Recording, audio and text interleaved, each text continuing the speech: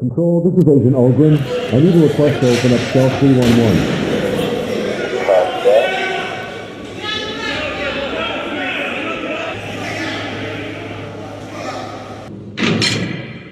FreeMe Podcast. Good afternoon. This is Thomas with FreeMe Podcast. Today we're with Dr. Robert Rhoton. He is the founder of the Arizona Trauma Institute. How are you doing today, Doctor? I'm doing well. Yeah, thank you. So you're out in Arizona. How did you come about founding this Arizona Trauma Institute? Part of that is really just my own curiosity about trauma and the beginnings of learning how to work with it, and then realizing that a lot of the people that are professionals don't know how to work with it.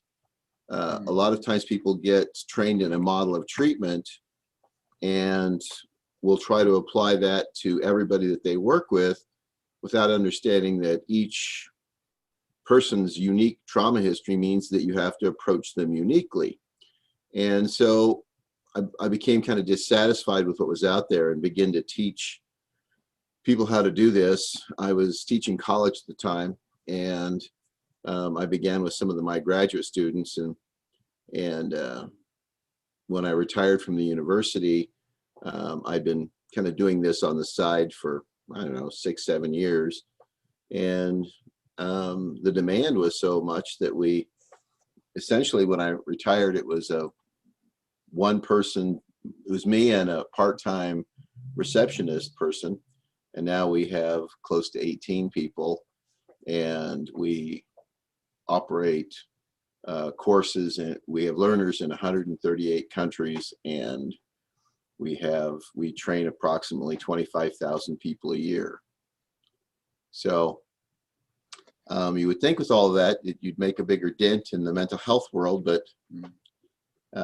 that's just the system is very slow to change. So that's what we work on, is trying to educate people on how to work with trauma more effectively, and how to stop looking at what is natural responses as being pathology or bad behavior, or the list goes on and on. So that's, for me, it was just dissatisfaction with what was available. Why do you think that is? I mean, why do you think that mental health is not a priority in this country? It is a priority, but how to do it well isn't a priority. The economic structure, and if you want to think of it as a medical and pharmaceutical industrial complex, stand to lose billions of dollars if the system changes. And so there is no impetus on their part to have it actually be working for the good of the client. All of these programs are designed for the good of the mental health field. And so, you go to a psychiatrist, and their job is to give you medication. And rather than teach you how to manage what's going on, they give you medication. When you go to a therapist, to begin to get treatment, you have to prove you're sick enough to be worthy to be treated. They do that in their intake process. And then they focus on how you're damaged and broken. And, the simple law of the way the brain and nervous system works, what you focus on, you get more of. And so we have these people that go into, they're vulnerable, they want help, and they are continually focused on what isn't working, and they do more of it. And then people are surprised. And then we begin to label the client, they're resistant, or they're non-compliant, or they're in denial, or the list of negative labels is huge. And really, basically what they're saying is that it's their fault that they're having these symptoms. And that system, the way it's designed, supports the economic infrastructure of medicine, psychiatry, and mental health. And it doesn't really focus on wellness for the individual. Well, that's well said. And I guess that's how I've always been, because I've had a lifetime of trauma, and it's led me down a dark, dark road. And it took me many years into my adulthood to really start to figure out what was going on inside my own brain. And I've never been one to, even as a child, I've just never been one to take medication, you know, because I've always looked at medication as just a Band-Aid. You know, I always wanted to know how to fix the problem so I didn't have to take medication. You know, and I guess in my early 20s, I was diagnosed with ADHD. And again, I tried taking, you know, I was on Ritalin as a child. Then they put me on Prozac for a little while, you know, and the effects that it just altered me. You know, I just didn't feel human in a sense, you know, and I just didn't want that. And that started me on my cycle to try to just figure out what my triggers were, how to calm my anxiety, you know, just these skills, you know. Is this what you try to implement in your courses? Well, I try to teach people the basic science of what's going on, you know, why the body's operating the way it is, and to help them understand that this isn't bad behavior. It isn't mental illness. It is the way the body's designed to work. And if you want to help somebody, you have to work with the way the body works. You can't demand that they do something that they really aren't equipped to do. And a lot of the mental health approaches really don't do a good job of that. Well, I think us as human beings, like when I try to teach somebody something, I'm trying to teach them how I learned, but that specific person does not learn that way. So how do we teach? How do we learn a person and how they learn? Like what signs, how does that even work? Well, I think before you can even do that, you have to understand what's going on. You know, for when we start working with folks, not only clients, but when we start to train people, we really start with some very basic things. Our nervous system is running the show. Our nervous system is the foundation of all thought, all sensation, all emotion, all movement, all action requires the use of that nervous system. And our nervous system strives to make everything work in unity, and trauma basically interferes with that ability to create that unity. And we all often are looking at the nervous system responses, and we give them labels, but most of the responses are exactly what should be happening with what's going on in the brain and the nervous system. And so it becomes kind of a challenge for us, because if you're really looking at trauma, the way we define trauma in so much of the literature is we talk about this big bad event. But most people that have a big bad event are never going to go to therapy for it, because they work through it quite well all on their own. The thing that is incredibly unfortunate is that we tend, because our focus, and this is what mental health has done, is this focused on this single event distracts everybody from understanding that it is daily toxic stress, repeated adversity, and environment that is driving arousal in this body. And the experiences that people are having are related to what's going on in here. But if they don't understand that, then what they do, and I see this in graduate programs all over the country, is we train people to analyze a situation based on the symptoms rather than understanding that the symptoms are actually correct. And what you really need to be doing is focusing on how can I help change this environment. So, excuse me. So that becomes kind of a challenge.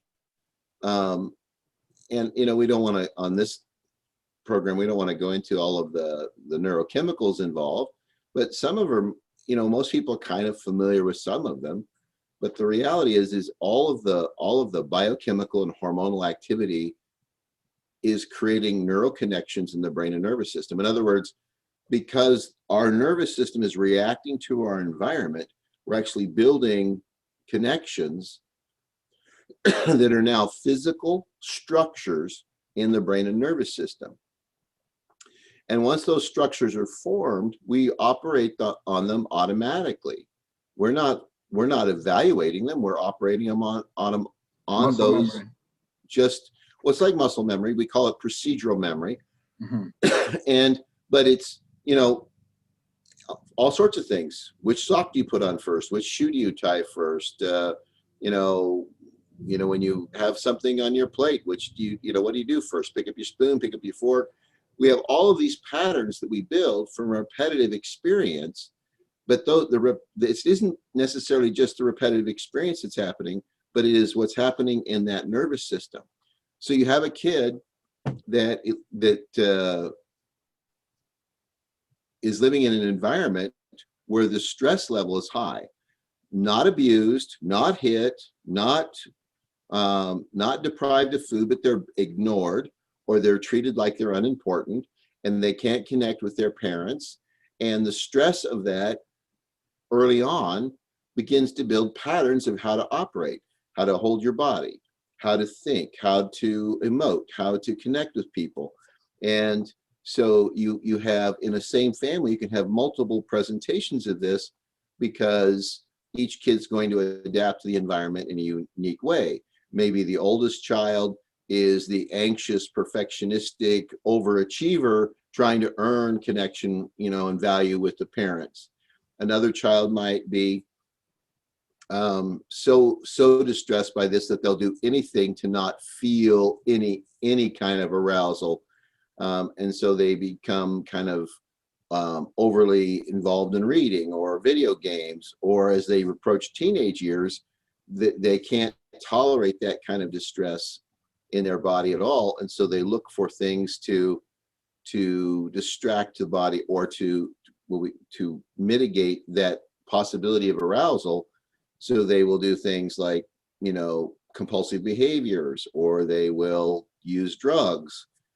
And what we tend to do is punish the use of drugs and punish the use of compulsive behaviors, rather than how do we stabilize this environment so the child's body isn't in this constant state of arousal. Because until we can get them regulated, we can't possibly help them learn differently. That probably was an overlong answer. No, I mean, Dr. Bob, that's the premise of my whole show, right? Is trying to bring awareness to young parents how detrimental they are to their children without even realizing it. And it's like you said, it's not these traumatic events of the husband beating the wife or anything like that. It's just tension in the house that the child, that's not explained to the child. It's like I say, back in the days, the elder used to take the child out for his first hunt, and the hunt itself was a traumatic experience, right? The kill was a traumatic experience for the child. But when the elder sat down and he explained to the child, this is why we hunt. This animal feeds the tribe. We bless the animal, all of these things. It subdues that trauma, because now that the child is able to process why this happened, and he understands it and he agrees with it eternally. But with today, because of economical pressures and social norms and all of these distractions that are around us all day constantly, as adults, we don't have time to put these explanations into our children. So when an event like a global pandemic, go ahead. Well, I it's not that we don't have time. It is that we have adults that aren't regulated themselves well enough. They aren't meeting their own needs well enough to You're meet absolutely anybody correct. else's. Yeah, So we do have the time. We're just proportionately, appropriately differently. Yeah. You get parents that are getting into relationships, getting out of relationships. You have no real intentionality. It's all reactivity. And so they're ill-equipped to, and they're not mature enough quite often. And so what we end up doing is seeing this intergenerational transmission of toxic stress environments. And because the parent is never fully matured in their own life. They don't regulate themselves. They're not operating in their executive functioning system. Everything, and our society promotes that. The first question is, well, how do you feel about that? Well, when did emotions become the dominant thing? You're going to feel bad about a lot of things that you need to do in life, and that doesn't mean you don't do them. You're going to have a lot of challenges. I don't feel like doing it is not an answer. And what we have built is, in the last 50 years, is a society that's really over focused on emotion, instead of understanding that when you are in your executive functioning system, you make a choice and act on that and follow through on that because you're doing it intentionally. And until you can get into that part of the brain and stay in it for the most of the time, you can't grow intentionally very well. You're not going to sustain changes you make very well. And our system doesn't really support mature, responsible parenting, because for any number of reasons. And then because parents aren't able to regulate themselves, they're all about them and what they're experiencing rather than what the child is experiencing. And so they tend to focus everything. It's, look at how many, and I'm don't mean this to be critical, but it's just a clear evidence. A man or a woman, depending on whichever parent you're with, starts dating, and they want to sleep with this person, and so you're supposed to like them, and you're supposed to get along with them. Why? Because your parent wants to sleep with them.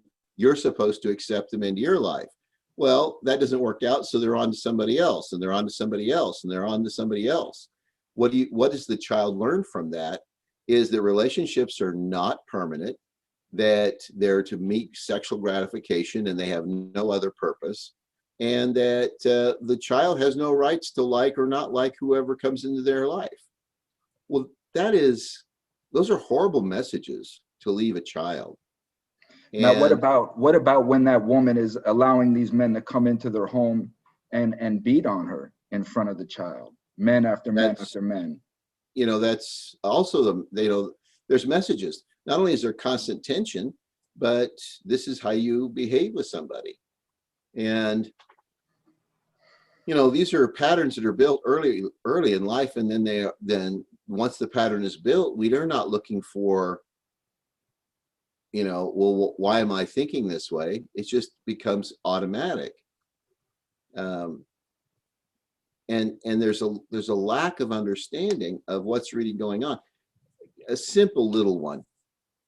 When the body moves into that aroused state, there's about 100 changes that occur in our perception. One of the first and most prominent is the musculature of the middle ear constricts. And when the musculature of the middle ear constricts, a person can't process language very well. They're looking for danger sounds and not information. And that's the way the survival system works in the body. When the adrenaline kicks in. Well, yeah, there's a whole host of things, but yeah, but that's so that happens, and so think of whether you're in a disagreement with a spouse or a friend, or you're angry at a child, or you're trying to get the child to hear something. Nobody can hear and process language well when they're in that state. And if the person is angry and trying to have a conversation with somebody, then you hear things like this from parents. Well, I've told them this 50 times and they just don't get it. Well, of course not, because when you're having the conversation, they can't hear you. And, that's not an intentionality. They're not failing to hear you because they are obstinate or stubborn, but they are not able to do it biologically. They're practically in shock. Their body is shut down, Yeah. We also know that people that are raised in kind of chronic toxic stress environments, as children, often manifest the symptoms of ADHD. But the reality is they don't have ADHD. Their body's in a state of arousal, and it's doing exactly what the body should be doing. It's not focusing, It doesn't process language very well. It can't learn very well. It can't learn very well because the part of the brain that's being flooded, the chemicals being released, cortisol and adrenaline, interfere with sequential memory. So you can't remember very well. Your danger system is saying you need to be checking the environment constantly, so you don't pay attention to anything. Your attention's all over the place. If you're a person that tries to calm through connecting to people, you're going to overtalk. You're going to talk, and the more stress the teacher or anybody else puts on you, the more you're going to want to talk, which is going to get you in trouble.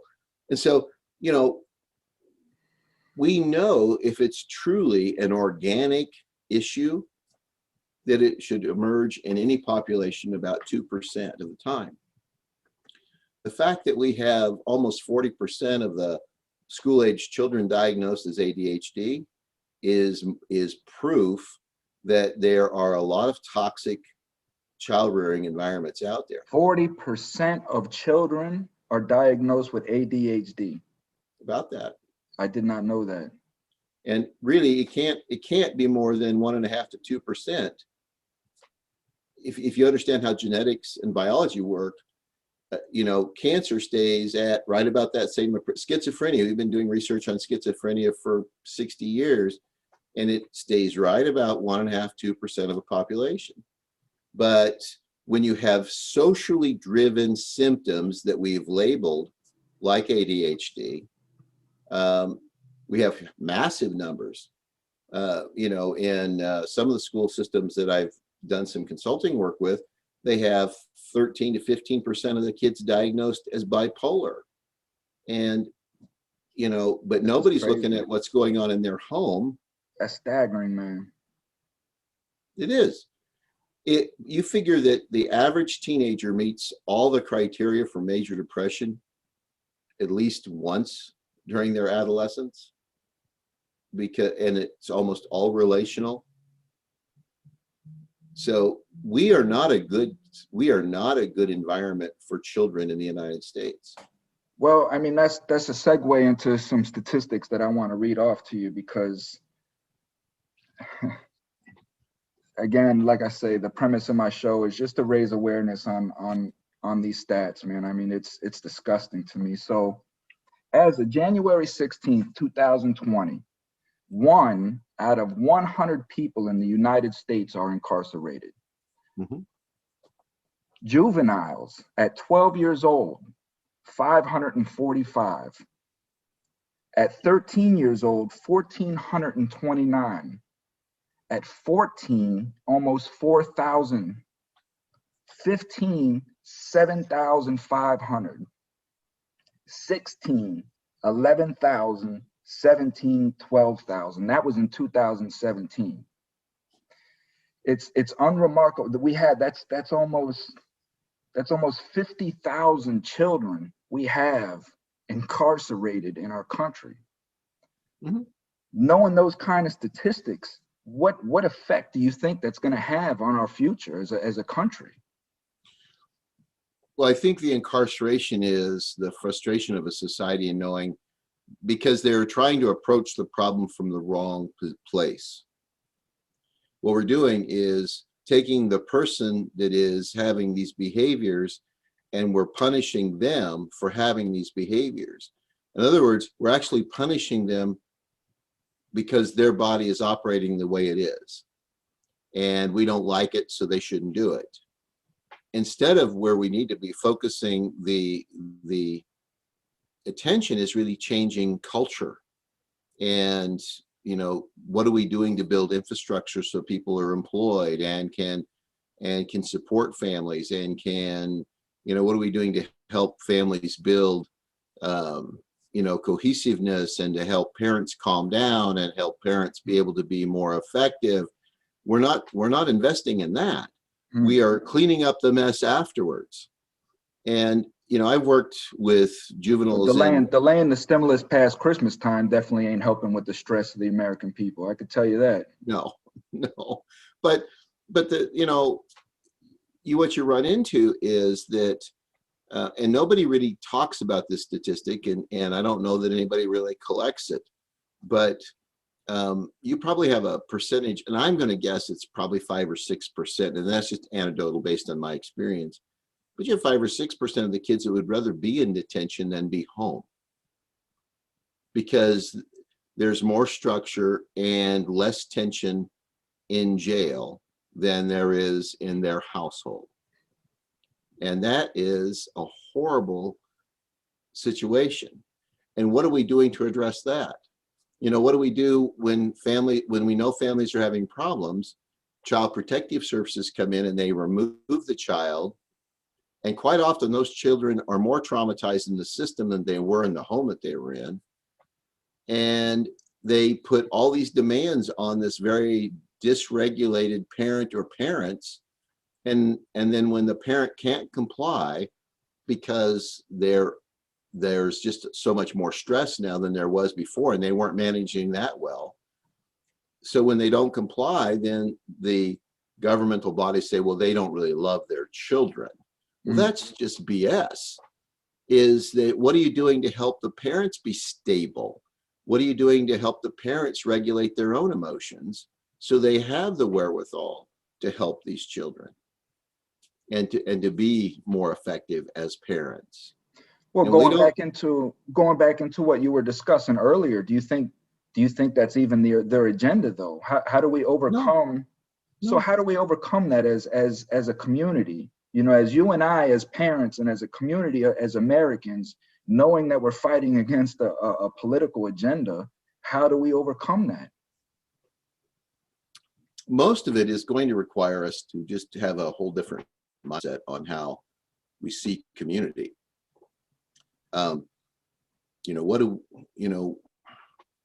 Many of the people in America don't even know their neighbors.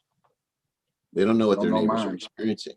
So how are you ever going to help somebody else stay? Almost everybody, there's in the New Yorker magazine, I think it was the second year it was published, it was during an election year, and it shows this 2-panel black and white kind of cartoon of a politician. You know how they used to make him look kind of piggish with a big cigar. Yeah.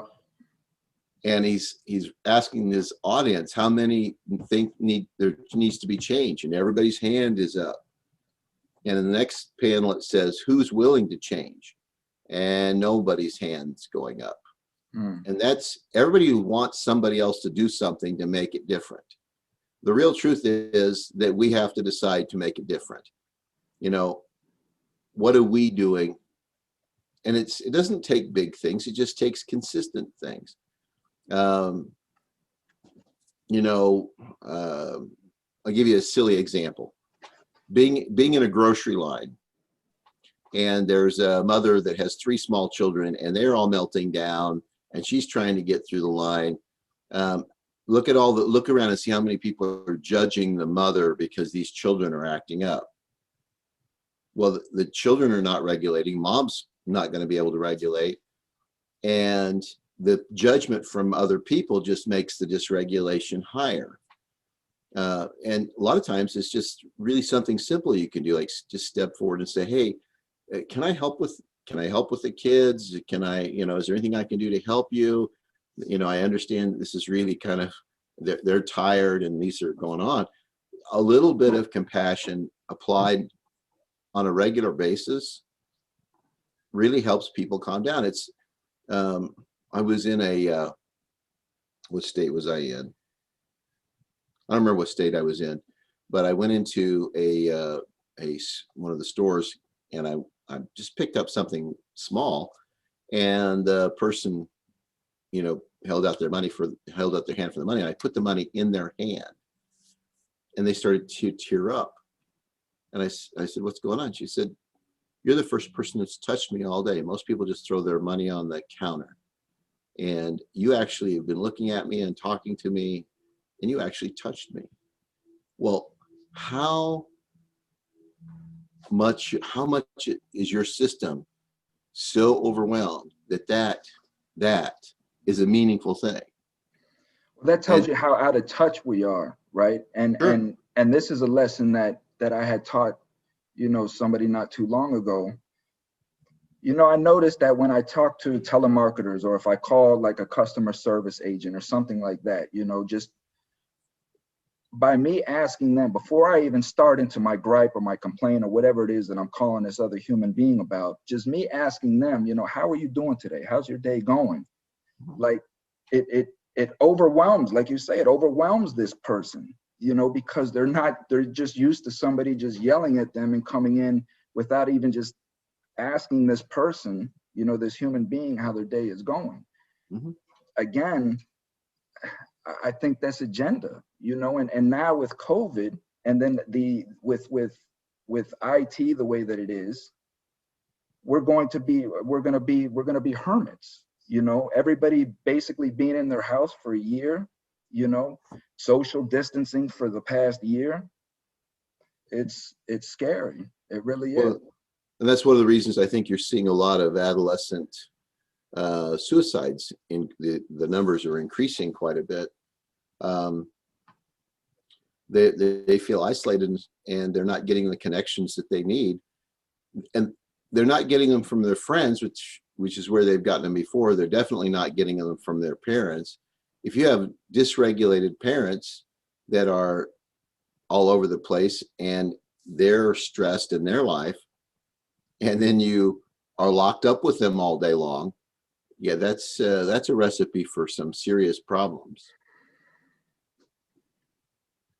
You know, I recently saw a documentary by I think his name was Sir Trevor McDonald, and he went in Indiana State Prison, and he interviewed a gentleman in there. His name was Ronald L. Sanford. And Ronald Sanford committed a double homicide at the age of 13 years old. Mhm. Him and another guy. The other kid was 15 years old. Their plan was to the Indiana State Fair. They wanted to go to the fair, so they were going to mow lawns in order to raise money to go to the fair. The first house they went to was an elderly lady. They went, knocked on the door. Um, Lady, long story short, the lady did not want her lawn cut, so the two boys pushed their way up into the home, stabbed the old lady, waited for her sister to come home, stabbed and killed her, netted $5 out of it. So only one boy ended up going to the fair. And Yep. all the attention got turned on the 13-year-old. The 15-year-old ended up turning state's evidence right away, put all the blame on the 13-year-old. He didn't do any time. The 13-year-old got life. How do you feel about that? I don't think any minor should be getting life in prison, um, because almost all the time, what there is the basic assumption that we see applied over and over again is that the child had a plan and they did this with intention. And most crime is not done with a clear plan. It's mostly opportunistic. You know, kids walking down a sidewalk and they see something in the front seat of a car that they want. They didn't have that plan when they left their house. It's just opportunistic. And so for intentionality to occur, you have to be in that part of your brain that's intentional.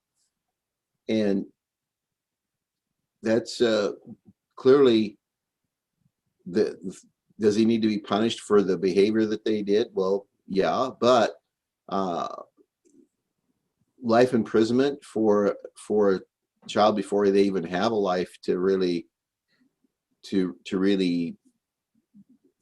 be taken away. I mean, it's really, I find that prosecuting most adolescents as an adult is a horrific thing, but it's not about justice. It's about, do we get to feel good because we've punished somebody? We do not have a recovery or a reclamation, if you will, attitude towards people that get into trouble. Even though we recognize, you know, you look at in a typical jail, You have a good portion are there for drug violations, and almost all of them use whenever they can because they don't like the state that they are experiencing when they're not using. Why aren't we addressing that state that they're in rather than trying to punish them for their behavior? You know, we yell at children for not paying attention, but their arousal system is so high that they can't pay attention.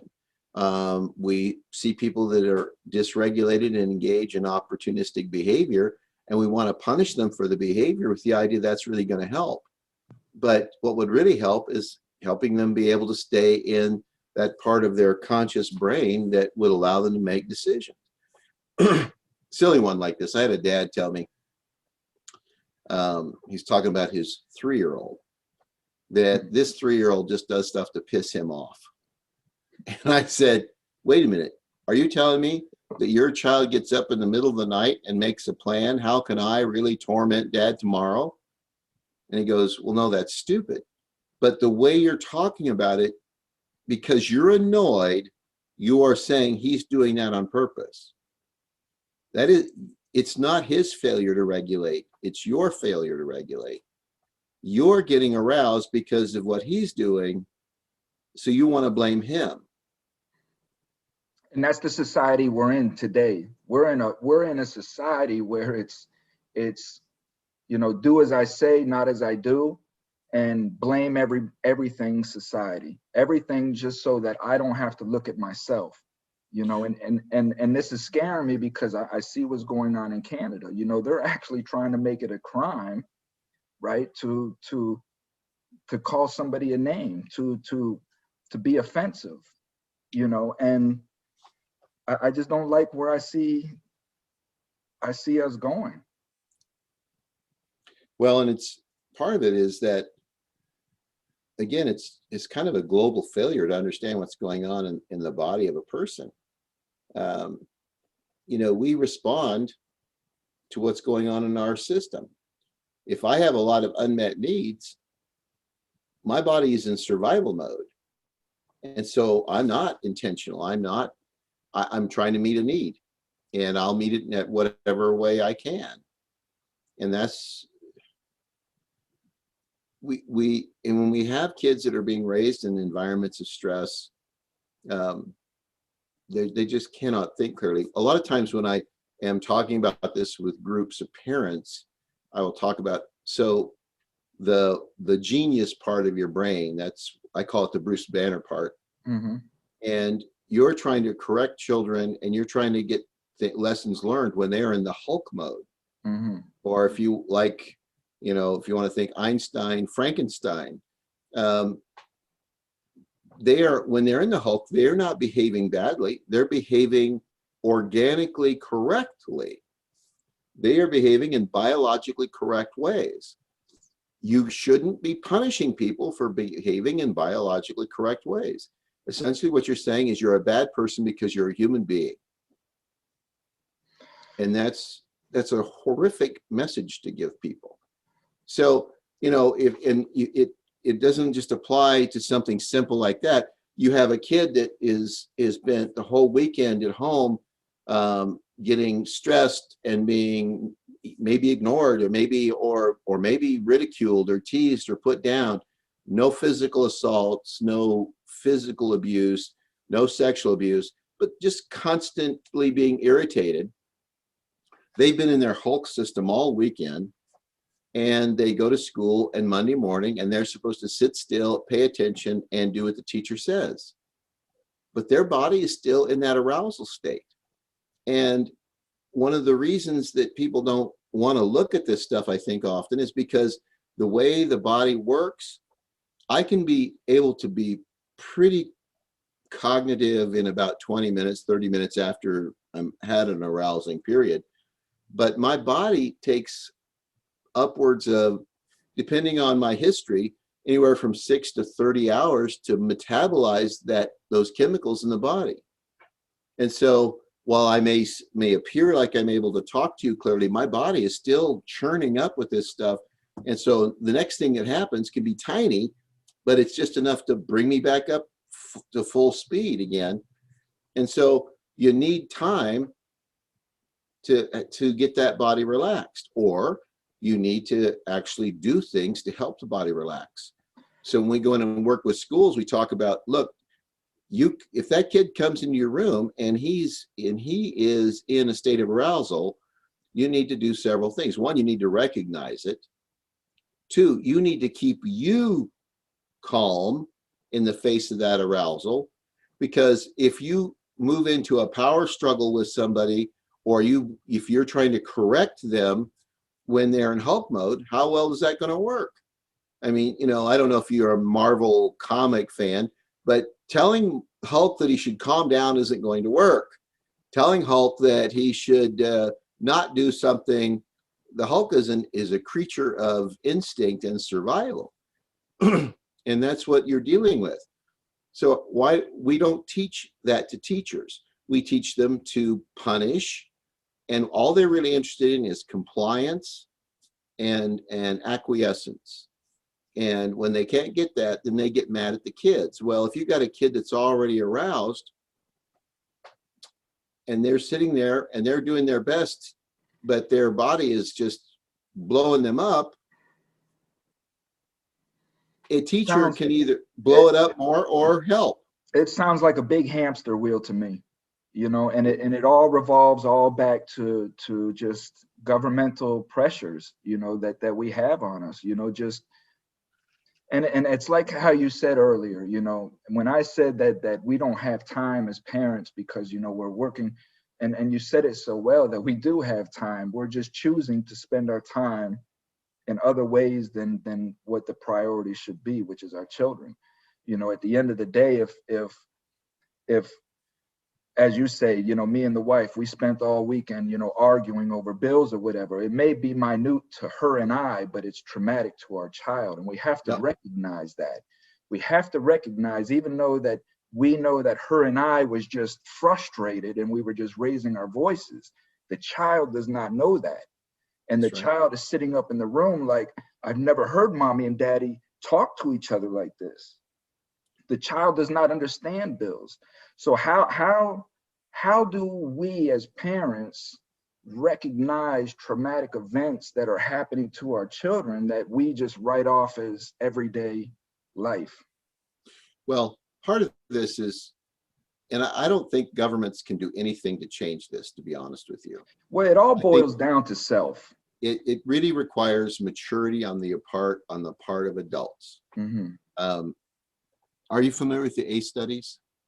No. The Adversity of Childhood Experience studies? Mm-mm. So in the mid-90s, we discovered through a massive piece of research that there are common factors that create trauma.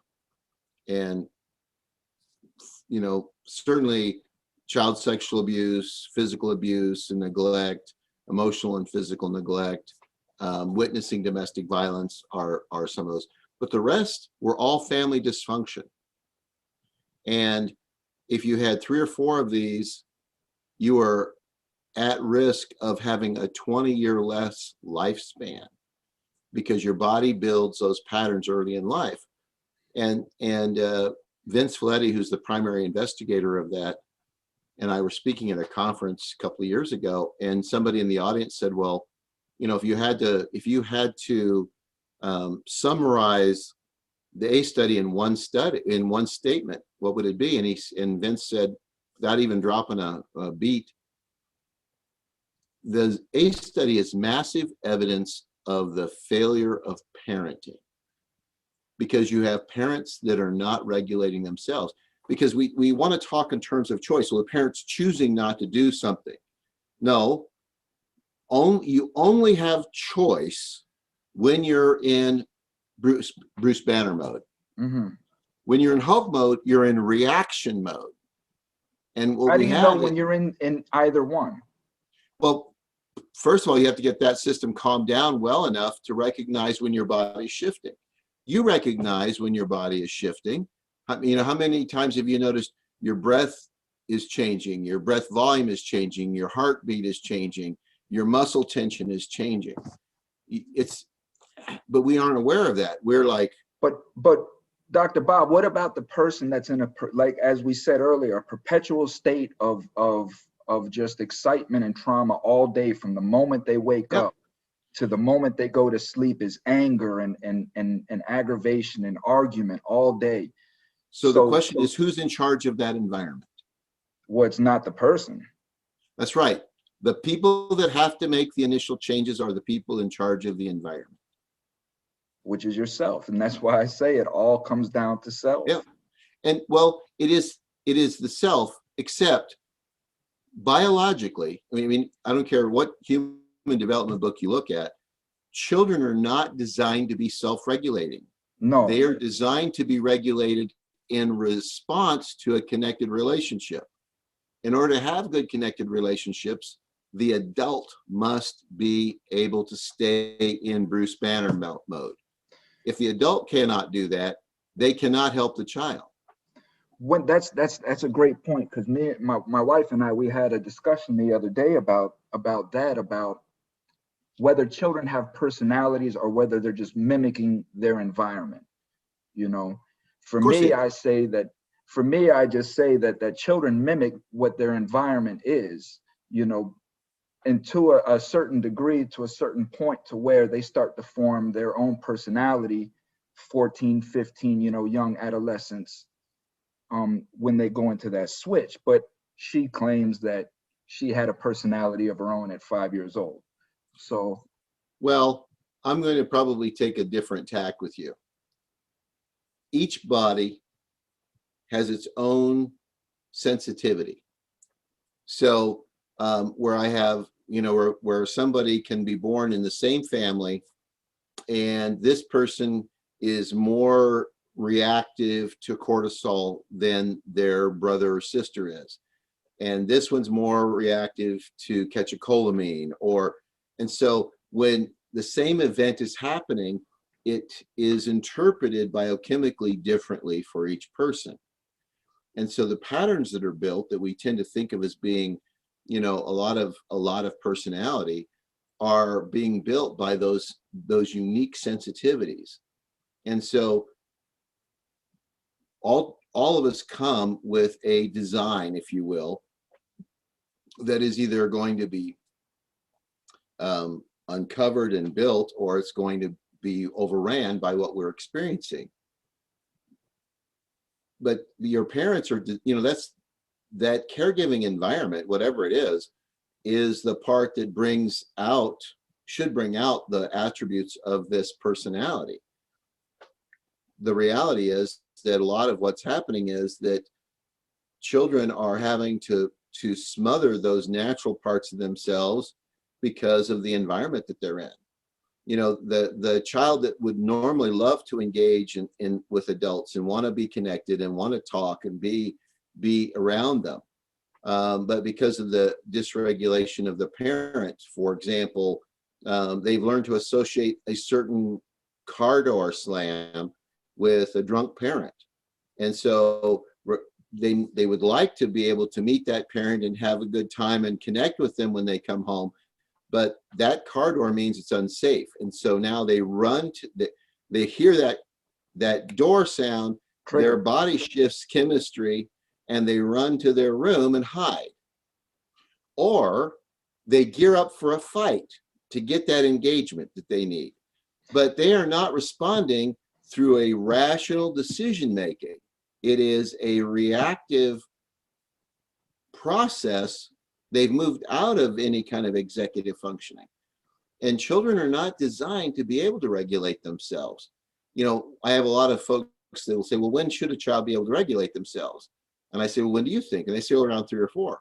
I said, no, a child shouldn't be able to really regulate themselves consistently until somewhere between 11 and 13. And that is if they have lived in and been raised in an environment that has been pretty well regulated. If the environment hasn't been well regulated, we're going to push that time frame back, maybe even a decade. And what about a tumultuous one? Well, yeah, you can't expect a child to be well regulated when they're living in that environment. funny. I had a couple of teachers say, well, look, this kid has been raised in this environment, and they're good students, and they're very, they're very meticulous, and they're very perfectionistic in what they do. And yeah, that's right, because that's how they've adapted. Is there's such chaos around them, the only way they can feel safe is to put order to everything. And that may work really well academically, and it may work really well career-wise, but it's going to play hell with their relationships. So as an adult parent, say a single mother or a single father or however, how do you spot or recognize if a child is displaying some sort of trauma? Well, you'll see all of those. You'll see all their reactions of arousal. The first place isn't to notice it in a child. The first place is to notice it in the adult. When am I shifting into an aroused state? Is my body reacting to tension and stress? If I can't relax it, I can't help a child relax. And so we always want the kid to be able to do stuff, but the kid, again, they're not wired to be able to do this. They're only wired to do it in response to a regulated adult. And until they have lots of experiences of co-regulating with that adult, they can't do that for themselves. When they get to be in their mid-20s, they can, but it really requires a lot of work. So I guess about what age would you say that the child starts forming their own personality? They're making their own decisions, and as a parent, let's speak. Personality has nothing to do with our decision making. How so? Personality is really our manifest of our process of how we are digesting experience. Well, true. That's the expression of what our experiences through life has been. Mm-hmm. But how does that not factor into our decisions?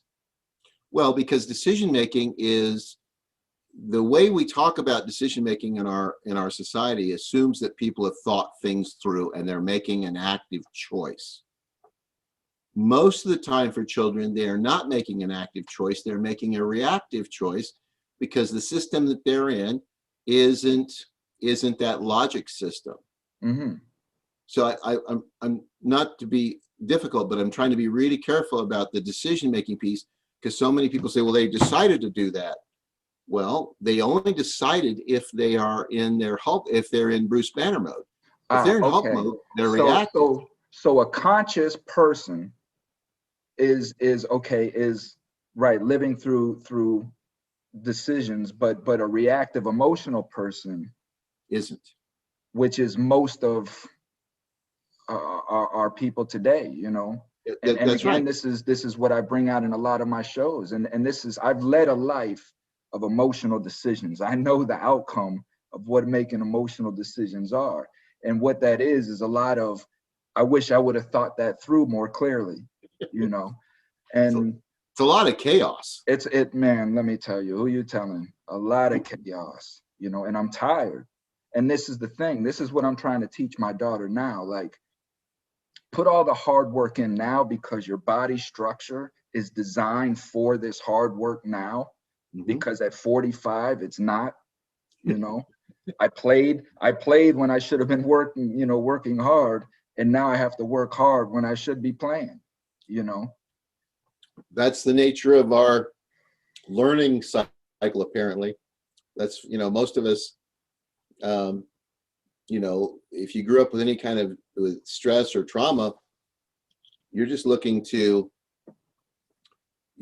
for things to kind of fill up the holes in your soul. Well, as you were saying earlier, for me, coming home from school, my first temperature check was, if the house was silent and nobody was talking, I knew that my father was in a rage, and for me just to go to my room and not make no noise, no distractions. That was as soon as I opened the door, I did a temperature check of the house. If people were moving around, I knew that my father was calm, everything was okay, you know. And I learned at a very, very young age how to read bodies, how to read people's expressions, their bodies, and gauge. It was a survival strategy for you. It was, and I mean, it grew into something, you know, useful today, you know, but it was very traumatic, you know. It was a very, very traumatic time all the way through. So, Sure. you know, to sum this Well, up, go ahead. so it's the environment begins to change the neurochemistry and the neurochemicals and hormones in the body as early as the second trimester. Well, let me ask you this, coming from somebody whose mother was 8 months jumping off you know, the chair trying to induce labor because she was just tired of being pregnant. You know, how does that affect a child in the womb, you know? Well, remember, any of the chemistry that's going on in your parent is coming into you as well. So if there's a lot of stress hormones, you're the lucky recipient of that. So yeah, you know, which will affect how you view the world. There was a really interesting study that was done in the early 90s by a guy named Martin Teacher out of Boston's McLean Hospital. It was in the early days of brain imaging research. And they proposed that if you exposed a pregnant primate to daily levels of moderate stress, and they define it pretty well, that the offspring would be born with more mass and volume in the part of the brain that is that Hulk part, the paralimbic, the reactive survival system. And so they did this study, and what they found was that those offspring that were born from the stressed parent had more mass and volume, sometimes as much as 2 deviations higher than the control group. And that was amazing. And everybody's like, well, that's what we expected. But there's a message there, and there's actually 2 messages. Let me make this one. That what the fetus was experienced because of stress in the mother was changing the way their brain worked, was changing their sensitivity to certain hormonal and biochemical changes in their own body. So is this how you know, quote unquote, are born evil? Well, I don't believe in being born evil. I think that's just, I don't either personally, but the other piece of that is that as they continue to study those offspring, when those offspring reproduced in non-stressful environments, that was handed down to their offspring. And it took several generations of offspring to remediate the original change. several generations. Several. So we don't like thinking about that because, you know, that's way forward focused in our society. But, you know, what kids are experiencing even prenatally can show up not only in their own life, but it can show up in the lives of their grandchildren. And that is a really unfortunate legacy that we have, that we're passing down. Now, would addiction result in the same fashion? I mean, is that the same? Would it create the same trauma in that unborn child? It can, because it's changing the chemistry of the body. You know, so if you have a parent that's on, you know, let's say amphetamines of some kind, well, the body's going to develop a sensitivity to that prenatally that is going to make it more likely for them to need some kind of stimulation. You're going to find a lot of kids whose parents have been heavy marijuana users have the symptoms of ADHD because they need constant stimulus in order to be able to function. So, we have so much of what we do as parents in our society is not done with any kind of intentionality. It's not done with any clarity of thinking. It's not done with clear decision making. We have a whole bunch of really reactive parents, and I'm not judging them. I'm just saying biologically they are in that state, and they are incapable until they can regulate themselves of really doing a good job of parenting. And the real scary part of this is we're already seeing the impact of it. You go back when I was a kid, there weren't any child protective services. If your parent was treating you badly, they were prosecuted under animal protection laws. We had animal protection laws a good 70 years before we had a human protection law. Protecting our children. And when you have a whole society that everything is designed you know what's crazy? Not to cut you off, Dr. Bob, but you know what's crazy is communist Russia understood that the children was the essential need. Like all the education goes into the children. How do we not? I don't get that. Blows my mind. I'm sorry to interrupt you, but that blows my mind. We don't want to hear it. That's crazy. When I have had conversations with groups that I'm presenting to, I get a lot of feedback from the group saying, well, you're just blaming parents. And I'm not blaming anybody. I'm explaining what's going on biologically. Right. In order to change it. It's science. You can't argue with science. This is science. No, this is you increase neuroadrenaline, a little bit, and people are going to become more assertive or aggressive or hostile. I mean, that's the correct response if you change that. And so, because we don't like the responses, we tend to blame them and shame people and want to point our finger at them and say they're bad or they're evil or they're sinful. I don't have any value in that.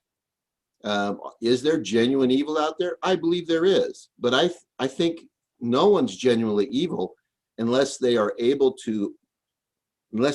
in their executive functioning system and making these choices, and those are usually what you would consider high functioning sociopaths. Yeah. And we just don't have that many of those folks. What we're usually blaming people for is the reactive things they do to try to meet a need. And this underpins most addiction and compulsive behavior comes because you don't want to experience something. And I would rather use this drug than feel like I do when I don't use it. Right. And so, or put in the work to correct the behavior, because taking a pill is much easier. Sure. You know? Yeah, I'm blown away by that generational thing that you said, because it takes several generations to get back to the point of no error, and that's without one of those generations experiencing the same stress that created the error in the first place. And how often is that going to happen? Yep. So to me, that sounds like we're just building a pyramid of mental instability in our nation. Well, I think we're going to see more evidence of dysregulation in the next decade than we've seen in the last 3 or 4, because we're seeing it kind of just becoming a stronger, more large component of our society. But the reality is, governments really can't regulate this. It requires people to choose. Right. To be at the end of the day, I mean, like I tell people, we could sit around and we can blame the prosecutors, we can blame the judges, we can blame the people that tell on us, we can blame whoever we want to blame. But at the end of the day, I made the decisions that I made because of either lack of education, laziness, whatever. But I'm the blame. At the end of the day, I'm the blame, and I have to change that. Dr. Bob, I want you to before we get off, I know you guys have an online course, and I spoke to Ms. Lucy, and Ms. Lucy suggested that I can give my listeners 10% off for your online course if they join in and and mentioned, that they watched the FreeMe podcast. So can you explain a little bit about this course and what it is? Well, I'm not sure which course she suggested to you, but Is there multiple courses? I guess it's a 10-hour course. okay, we have about 30 courses online. It's Ah, probably the trauma support specialist, which is what we do a lot for parents and that. okay. And She gave it to me in the email. I'll put it in the link and description and all that for the appropriate, but well, I'm also going to give you two 90-minute things. I'm going to put them in the chat right now. okay, perfect. One is on looking at motivation. If you're going to work with people that are traumatized, you have to approach motivating them differently. Mm-hmm. And then I also have in there the difference between traditional therapy and trauma therapy. It's a huge difference. So, and then the on our YouTube page, which really might be a better fit for your listeners, we actually have an entire 4.5-hour training called "Loving Them Isn't Enough." I saw that. I got that in my watch list. I'm gonna watch it. And it's a Crystal worked from, well, she's a great therapist. She was also one of my grad students, so she is kind of grown up with the way we do things. And but it's very, very it's very succinct, it's easy to understand, and it's really designed for parents. So that wouldn't cost them anything. They could just watch that for free. And if we can get the message out and just have people be aware enough to start looking at how can I change, because the natural tendency is anytime we're aroused, we want other people to change. The car, you're driving on the freeway. We've all cut people off unintentionally. We've all done it more than once. But if somebody cuts you off in traffic, we get mad about it. We get afraid, we get mad, and they're the asshole. And the reality is that that's just our failure to manage us. They're the asshole, even though I'm doing 60 in a 45. Well, yeah, of course, because they made me afraid, and that's bad. It's you see in all sorts of things. The kid that is kept after school and so he doesn't have a bus home and has to walk home, and he gets home late, and the parents are frantic about what happened to the kid, and they scream and yell at the kid for being late because they're afraid. Right. That's one of the challenges we face, is how do we keep ourselves in the place of intentionality? Because most adults are not living intentional lives. Most adults are living reactionary lives. And that's true. And it's hard to teach a child to be intentional if the adult isn't intentional. So I'm glad you mentioned that. Let me circle back around, because I feel that's very important, especially for young parents. So in that moment when the parent knows that they're emotional and they're, Johnny, what did I tell you about, whatever, this and that, when is it a good time to circle back and really explain to that child so he will understand and he will remember? Well, when both parties are calm. When both parties, the next night or however, a couple hours later. And it could be too, a lot of times parents want to know, why did you do that? And they don't have an answer for that. And what, if you're regulating well, you can direct them in the direction you want them to go. And that's going to be more powerful in creating change than trying to create behavior. That's how I learned how to lie at a very young age, was exactly what you said, because I was expected to give an answer I didn't know how to give. And I knew as long as I gave an answer, they would just go away,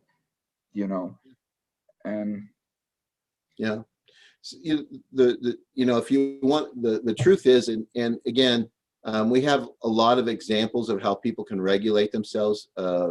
Dr. Camilla Pica, who's one of our senior staff, has done quite a few, I think 20 or so brief little exercises that are available on our YouTube page. Again, no cost to your consumer, no cost to anybody that wants to look at them. If they want to start learning some skills to how to keep themselves calm.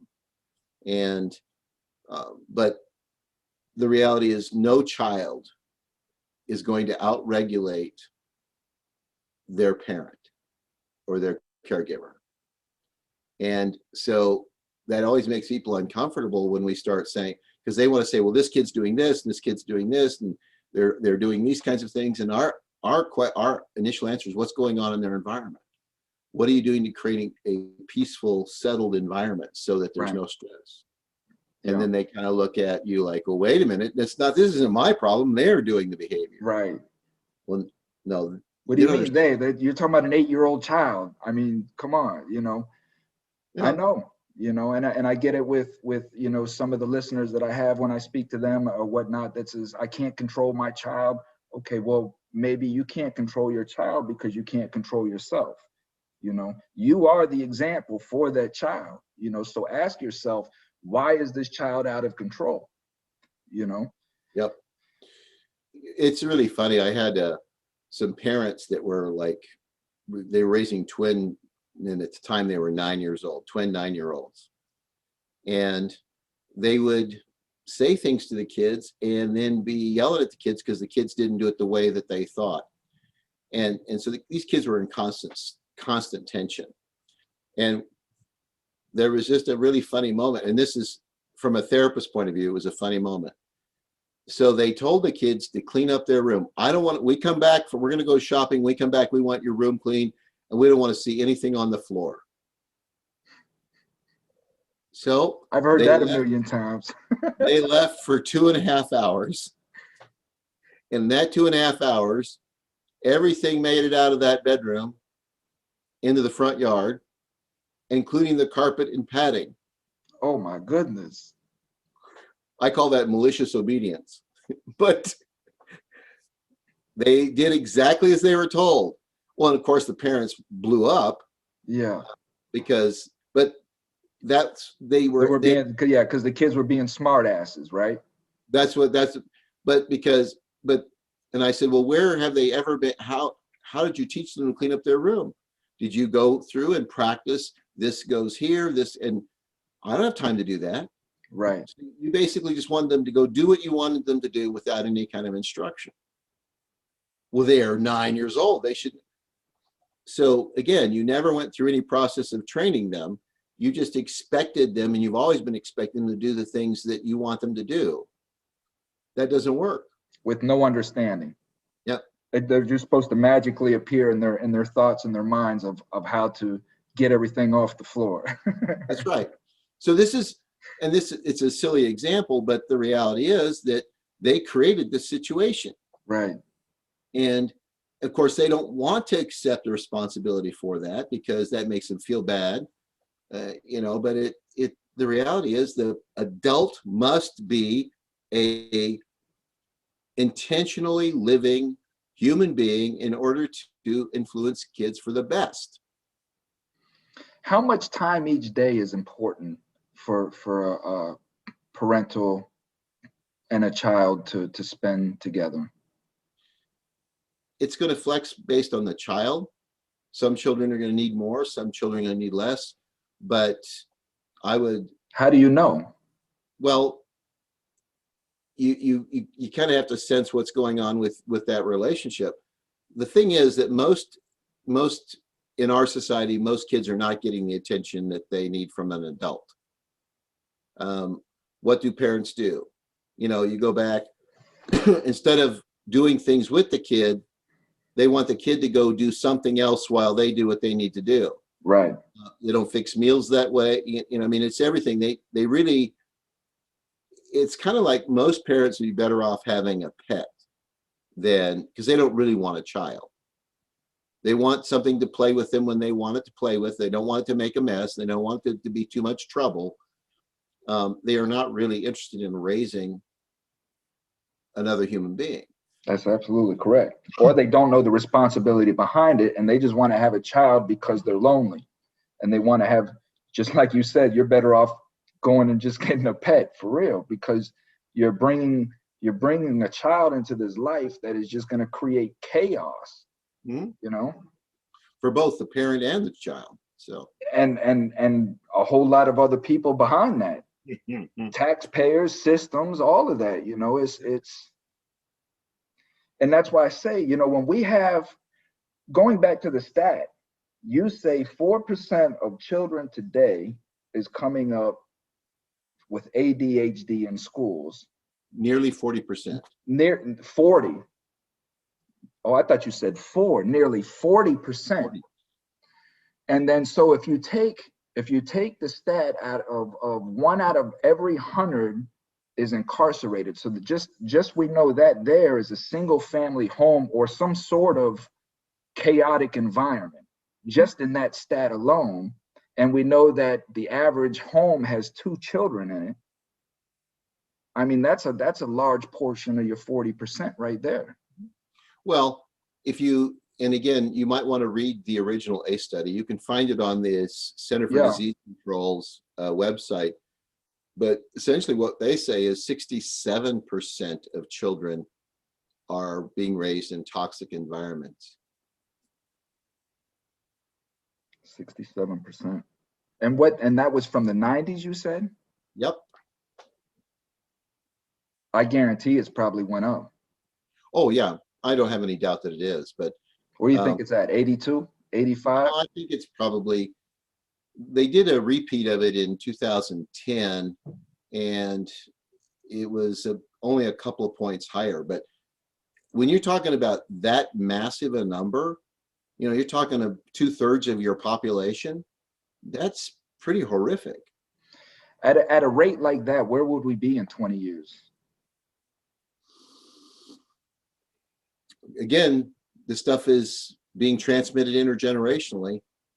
So I'm not, in 20 years, I'm not so worried. In 50 years, I've got some serious worry. 50 years. Mm-hmm. Well, Dr. Bob, I greatly appreciate this conversation, man. I've been waiting so long for this here, you know. I Well, thank have. you. It's been a great conversation. I love the fact that you love the children and you created what you've created for the love of children, you know.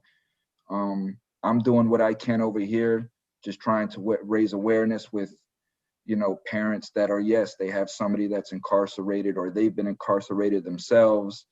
Their, you know, addiction, things of that nature, you know. Yep. The belly of the beast is what I like to call it. Well, keep at it. We need people doing that. That's where I'm at, and it's where I relate, you know. So I love all people. I love all humans. I don't discriminate. I don't judge. Everybody needs help. I understand through my own mental trauma, you know, and instability that if I'm this messed up, there's probably a whole lot of people that's just as messed up as I am, you know. So yeah, I think that's the humanity of it, is that this is affecting everybody. yeah, Even if it's not within the walls of your own home, as your children are interacting with these other children, it they're will be going soon. they're going to get glimpses of this, and then as they move into adulthood, who are they going to have relationships with? And Right. this is something we really need to be working hard at. And again, I don't think it's not something a government can regulate. It is really the awareness and the benefits of that awareness really need to be spread far and wide. And we need to be actively doing things to lift people. Right. And Are you spending enough time with your children? Are you making sure that they're heard and understood? You know, are you explaining, you know, events that are going on in your house that you may just write off as frivolous, but, you know, are you checking with your child to see if they were offended by this in any kind of way, you know? Yeah. And are you modeling your own self-regulation and talking about the benefits of Right. it to the child? Yeah. The biggest, that was a big thing for me, was constantly that do as I say, not as I do attitude that was constantly around me, which made me rebellious, Sure. you know. So, Dr. Bob, again, you take care of yourself, stay safe. You know, Thank how's you. the COVID out there right now? About the same as everybody else. Everybody's, trying to stay in and stop spreading it around, but We just can't do it. We Well- just can't do it, man. FreeMe Podcast.